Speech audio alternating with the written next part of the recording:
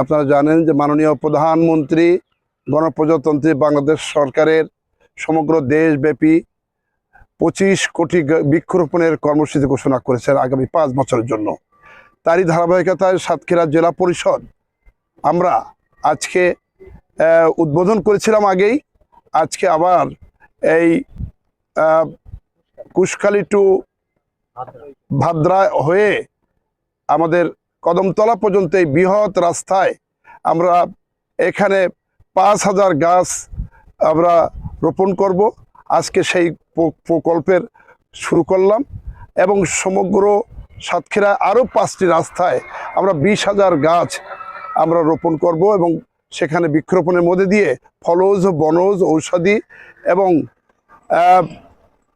মূল্যবান গাছ লাগিয়ে এই এলাকাকে আমরা সমৃদ্ধ করব।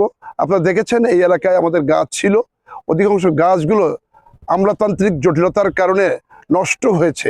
ইতিমধ্যে আমি দায়িত্ব পাওয়ার পরে অন্তপক্ষে 10 জায়গায় গাছ ভেঙে পড়েছে, কিন্তু আমলাতান্ত্রিক জটিলতা আমরা গাছগুলো এখনো পর্যন্ত তাদেরকে ভেঙে প্রায় 5-7 বছর এই অবস্থায় আছে।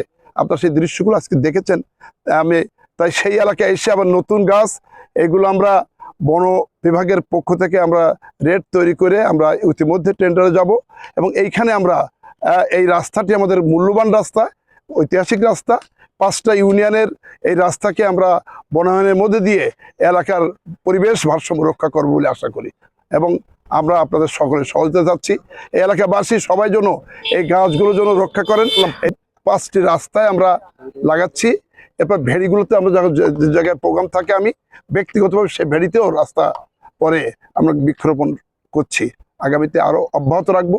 আগামী 5 বছর সাতক্ষীরাকে একটি এই প্রত্যন্ত সাতক্ষীরার অবহেলিত সাতক্ষীরা দুর্যোগপূর্ণ সাতক্ষীরাকে বনায়নে ভরপুর করবে ইনশাল্লাহ।